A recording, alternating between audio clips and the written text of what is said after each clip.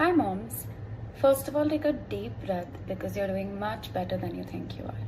Hi, I'm Eshaa. I'm a therapist and a psychologist, and I work with moms like y'all every single day. Today I wanted to talk to y'all about something very, very real and very common, which is postpartum depression and baby blues.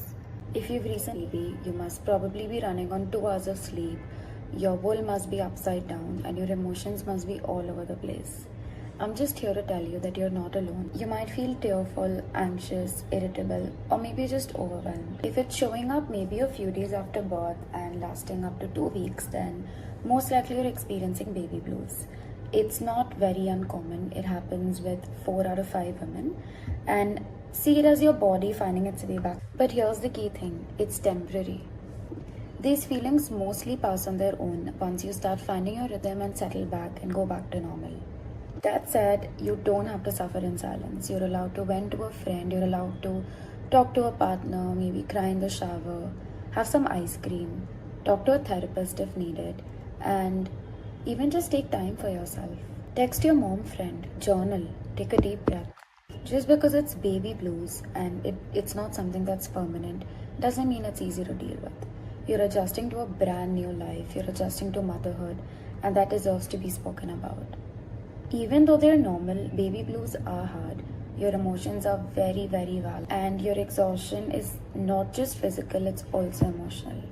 So don't ignore it. You don't have to bounce back in a second. You're allowed to take your time. If you don't take care of yourself, you're gonna struggle to take care of your baby. So if there's anything you need, don't hesitate to ask for help. Speaking of asking for help, if you realize that these feelings are not going away, if you feel like they're getting heavier over time and you notice that they're lasting for over 2 weeks, then maybe something that we're dealing with could be postpartum depression. Let me tell you a little bit about it so you get some clarity. Postpartum depression is a medical condition.